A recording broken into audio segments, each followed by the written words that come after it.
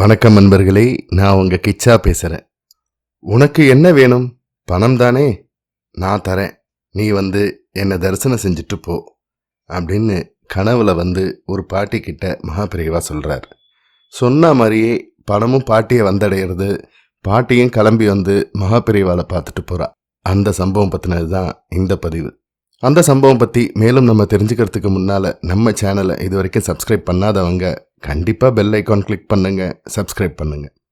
மகாபெரியவா பல சமயங்களில் திடீர்னு க்ஷேத்ராடனம் போகலாம்னு சொல்லிட்டு தேவையானதெல்லாம் எடுத்து வச்சுக்க கூட கொஞ்சம் கூட அவகாசம் கொடுக்காம புறப்பட்டுருவார்.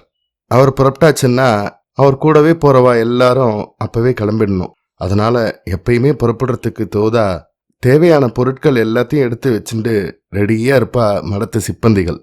நிறைய க்ஷேத்திரங்களுக்கு போயிட்டு அப்படியே திருவையாருக்கு சேர்ந்த மகாபெரியவா 2-3 நாள் அங்கேயே தங்கலாம்னு தீர்மானிச்சா. ஆச்சாரியா ஒரு ஊரில் தங்குறாருன்னா அவருக்கு பாத பூஜை பண்ணுறதுக்கு பிக்ஷா வந்தனம் செஞ்சு வைக்கிறதுன்னு பல பெரிய மனுஷா போட்டி போட்டுண்டு வருவா. மடத்தை சம்ரட்சணை பண்ணுறதுக்காகவும் தர்ம காரியங்கள் செய்யறதுக்கும் அந்த சமயத்தில் காணிக்கைய ஒரு தொகையை வசூல் பண்ணுவா மடத்து நிர்வாகிகள். அந்த அடிப்படையில் பரமாச்சாரியாலோட பாதுகைகளுக்கு பூஜை பண்ணுறதுக்கு 200 ரூபாய் காணிக்கன்னு நிர்ணயம் செஞ்சிருந்தா. திருவையாருக்கு பக்கத்தில் ஒரு கிராமம். அதில் ஒரு 70 வயசு பாட்டி. பல காலமாக படமாகவே பார்த்துட்டு இருக்க மகாபெரியவால நேரில் தரிசனம் பண்ணணும், அவருக்கு பாத பூஜை செய்யணும் அப்படின்னு ஆசை அந்த பாட்டிக்குள்ளே இருந்தது. ஆனால் கையில் செல்லாத நோட்டு கூட கிடையாது. சொந்த பந்தம்னு சொல்லிக்கவும் எந்த நாதியும் இல்லை. மனசுக்குள்ளேயே பெரியவாளை நினச்சிண்டு படத்துக்கு முன்னால் நின்றுண்டு பிரார்த்தனை பண்ணா. அன்னைக்கு ராத்திரி பாட்டிக்கு ஒரு கனவு. உனக்கு என்ன வேணும்? பணம் தானே? நான் தரேன்.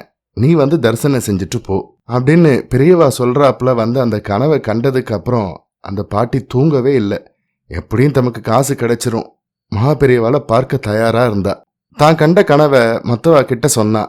அந்த பாட்டிய பரமாச்சாரியா தரேன்னார்ல, எப்படி அவரே எடுத்துட்டு கொடுப்பாராக்கும் அப்படின்னு பரிகாசம் செஞ்சா சிலர்.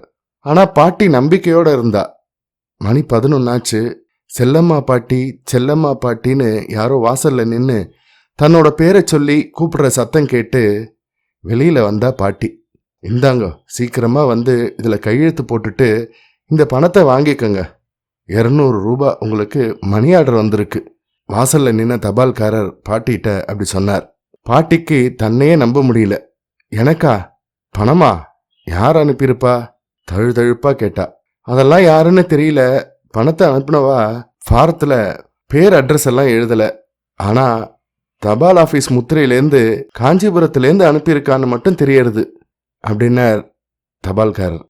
பாட்டிக்கு பரம சந்தோஷம். சொன்னபடி மகாபெரியவா அனுப்பிட்டாருன்னு. திருவையாருக்கு போய் ஆச்சாரியால தரிசனம் பண்ணி அவரோட பாதுகைக்கு பூஜையும் செஞ்சா. என்ன ஆசை பூர்த்தியாச்சா அப்படின்னு கேட்டு பழம் கல்கண்டு பிரசாதம் கொடுத்து ஆசீர்வாதம் பண்ணினார் மகாபெரியவா. பாட்டியோட கண்ணிலேருந்து பொல பொலன்னு ஆனந்த பாஷ்யம் வழிஞ்சுது. பரம சந்தோஷமா பிரசாதத்தை வாங்கிட்டு போனா பாட்டி. பாட்டிக்கு பணம் அனுப்புனது யாருன்னு கடைசி வரைக்கும் ஒருத்தருக்கும் தெரியவே இல்லை. ஆனா பரமாச்சாரியா தான் தனக்கு பணம் அனுப்புனான்னு பரிபூரணமா நம்பினா பாட்டி. யாருக்கு என்ன தரணும், எப்போ தரணும், எப்படி தரணும், அதை அனுபவிக்க அவளால முடியணும். இதெல்லாம் சுவாமியால மட்டும்தானே முடிவு பண்ண முடியும். அப்படின்னா பரமாச்சாரியாலும் தெய்வம் தானே. ஜெய ஜெய சங்கர ஹர ஹர சங்கர. இந்த பதிவு உங்களுக்கு பிடிச்சிருந்தா லைக் பண்ணுங்க, ஷேர் பண்ணுங்க, கமெண்ட் பண்ணுங்க. மறக்காம பெல் ஐக்கான் கிளிக் பண்ணுங்க, சப்ஸ்கிரைப் பண்ணுங்க. நன்றி அன்பர்களே.